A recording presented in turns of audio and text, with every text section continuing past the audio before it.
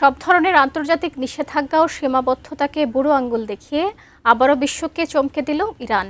এবার দেশটির গবেষণাগারে তৈরি হলো মানুষের জীবন্ত কোষভিত্তিক কৃত্রিম মস্তিষ্ক।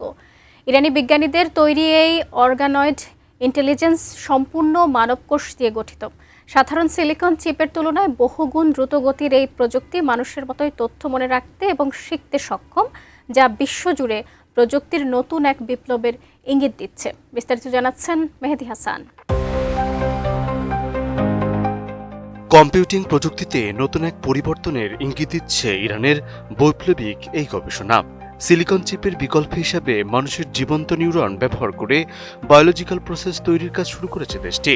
ইরানের দাবি এই প্রযুক্তি শুধু নতুন একটি গবেষণায় নয়, বরং ভবিষ্যতের কম্পিউটিং ব্যবস্থার জন্য এক নতুন সম্ভাবনার পথ খুলে দিচ্ছে।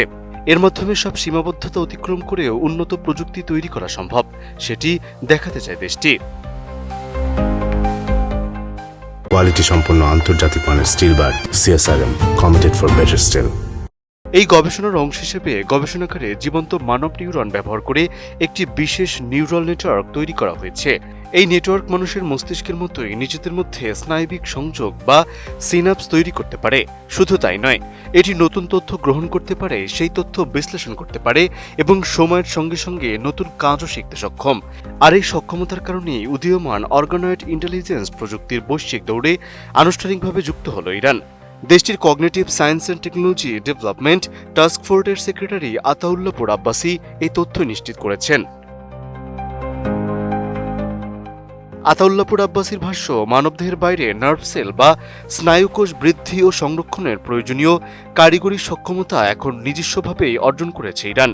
এরই ধারাবাহিকতায় দেশটি একটি জ্ঞানভিত্তিক প্রযুক্তি প্রতিষ্ঠান ইতোমধ্যে এই প্রযুক্তির পরীক্ষামূলক প্রোটোটাইপও তৈরি করেছে। তার মতে, মানব মস্তিষ্কের কোষের উপর ভিত্তি করে ভবিষ্যতে যে কোষ ভিত্তিক কম্পিউটার প্রসেস তৈরি হবে, এই প্রযুক্তি তার প্রাথমিক ভিত্তি হিসেবে কাজ করবে। এদিকে প্রযুক্তির সবচেয়ে বড় দুটি সুবিধার কথাও তুলে ধরেছে ইরানি কর্মকর্তারা।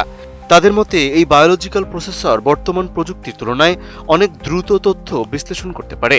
একই সঙ্গে প্রচলিত সিলিকন চিপের তুলনায় এটি প্রায় 10 লাখ গুণ কম বিদ্যুৎ ব্যবহার করে।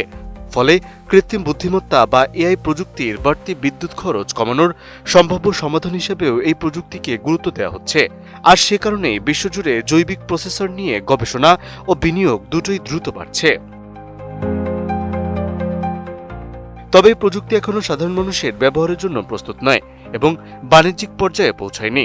তারপরও শুরু থেকে শেষ পর্যন্ত প্রয়োজনীয় প্রযুক্তিগত জ্ঞান নিজেদের সক্ষমতা অর্জনের দাবি করেছে ইরান। দেশটির কর্মকর্তাদের মতে, এই অর্জনের মাধ্যমে অত্যাধুনিক বায়োলজিক্যাল প্রসেসিং প্রযুক্তিতে বিশ্বের শীর্ষ দেশগুলোর সঙ্গে সমানতালে এগিয়ে যাচ্ছে তারা। ফলে ভবিষ্যতের কম্পিউটিং প্রযুক্তি এবং কৃত্রিম বুদ্ধিমত্তার নতুন প্রজন্মের উন্নয়নে ইরানের এই গবেষণাকে গুরুত্বপূর্ণ অগ্রগতি হিসেবে দেখছেন সংশ্লিষ্টরা। মেহেদী হাসান, ATN নিউজ।